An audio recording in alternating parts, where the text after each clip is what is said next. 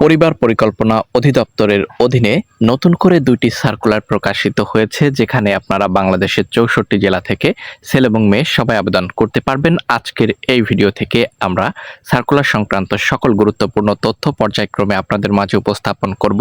এখানে কোন কোন ক্যাটাগরি রয়েছে, কিভাবে আবেদন করতে হবে, সকল গুরুত্বপূর্ণ তথ্য এবং কত তারিখ পর্যন্ত আপনারা এখানে আবেদন করতে পারবেন। তাই প্রত্যেকের কাছে রিকোয়েস্ট করব, যারা চ্যানেলের নতুন দর্শক এখন পর্যন্ত সাবস্ক্রাইব করেননি, প্রথমেই চ্যানেলটিকে সাবস্ক্রাইব করে নেবেন, যাতে করে পরবর্তীতে সার্কুলার সংক্রান্ত কোনো আপডেট আপনাদের মিস না হয়। তো চলুন, এখানে কোন কোন জেলাতে নিয়োগ বিজ্ঞপ্তি প্রকাশিত হয়েছে, কিভাবে আবেদন করতে হবে, কত তারিখ পর্যন্ত অ্যাপ্লাই চলবে, তার গুরুত্বপূর্ণ সকল এ টু জেড ইনফরমেশন আমরা আজকের এই ভিডিওতে পর্যায়ক্রমে আপনাদের মাঝে উপস্থাপন করার চেষ্টা করছি।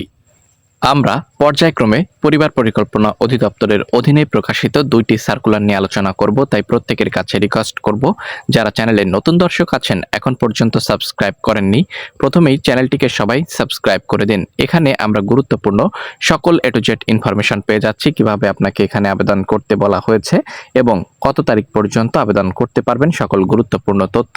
গণপ্রজাতন্ত্রী বাংলাদেশ সরকার পরিবার পরিকল্পনা অধিদপ্তর, দেখতে পাচ্ছেন এখানে অফিসিয়াল ওয়েবসাইট উল্লেখ করে দেওয়া রয়েছে, প্রকাশিত ৯/১২/২০২৫ তারিখে, এবং এখানে স্মারক নম্বর, নিয়োগ বিজ্ঞপ্তি সংক্রান্ত সকল গুরুত্বপূর্ণ আপডেট আপনারা এখানে দেখতে পাচ্ছেন। চলুন, এখানে পরিবার পরিকল্পনা অধিদপ্তরের অধীনে মূলত এখানে উপজেলা ভিত্তিক আপনারা অ্যাপ্লাই করতে পারবেন প্রার্থীদের।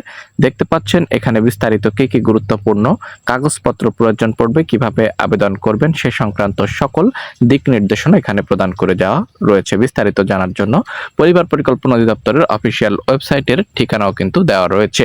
দেখতে পাচ্ছেন www.dgap.gov.bd, এখানে আপনারা ভিজিট করতে পারেন। চলুন, এখানে বিস্তারিত সকল এ টু জেড ইনফরমেশন আপনাদেরকে দেখানোর চেষ্টা করছি। তো এখানে পরিবার পরিকল্পনা অধিদপ্তরাধীন এখানে দেখতে পাচ্ছেন উদ্যোগে নিজস্ব অর্থায়নে প্রাতিষ্ঠানিক, দেখতে পাচ্ছেন প্রসব সেবা জোরদার করার লক্ষ্যে এখানে গাইবান্ধা জেলাধীন গোবিন্দগঞ্জ উপজেলার মারা ইউনিয়ন স্বাস্থ্য ও পরিবার কল্যাণ কেন্দ্রে সম্পূর্ণ অস্থায়ী ভিত্তিতে ২ জন মিডওয়াইফ নিয়োগের নিমিত্ত প্রকৃত যোগ্যতা সম্পন্ন বাংলাদেশের স্থায়ী মহিলা নাগরিকদের নিকট থেকে আবেদনপত্র আহ্বান করা যাচ্ছে। এখানে শুধুমাত্র মহিলারা বাংলাদেশের ৬৪ জেলা থেকে আবেদন করতে পারবেন। দেখতে পাচ্ছেন পদের নাম এবং কত তারিখ থেকে কত তারিখ পর্যন্ত অ্যাপ্লাই করা যাবে এবং চাকরির মেয়াদকাল উল্লেখ করে দেওয়া রয়েছে, আপনারা অবশ্যই দেখে নেবেন।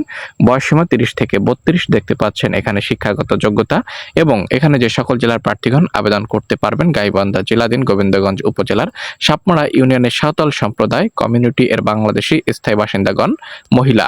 দেখতে পাচ্ছেন এখানে বিস্তারিত সকল গুরুত্বপূর্ণ তথ্য উল্লেখ করে দেওয়া রয়েছে, আপনারা অবশ্যই দেখবেন। এবং এখানে ১৭/১২/২০২৫ বিকাল ৫ ঘটিকা পর্যন্ত অবশ্যই আবেদন করতে পারবেন। চলে যাব পরবর্তী সার্কুলারে। চলে আসলাম পরবর্তী সার্কুলারে। দেখতে পাচ্ছেন এখানে সব মিলিয়ে ক্যাটাগরি আমরা পাচ্ছি এখানে ৮টি ক্যাটাগরিতে সার্কুলারটি প্রকাশিত হয়েছে, যেখানে সবথেকে আলোচিত ক্যাটাগরি হেলথ অ্যাসিস্ট্যান্ট বা স্বাস্থ্য সহকারী ক্যাটাগরি। এখানে ১৬তম গ্রেডের চাকরি ৯৩০০ থেকে ২২,৪৯০ টাকা এবং ১18টি শূন্যপদ রয়েছে, যেখানে শুধুমাত্র এইচএসসি পরীক্ষায় পাশ করলে আপনি আবেদন করতে পারবেন।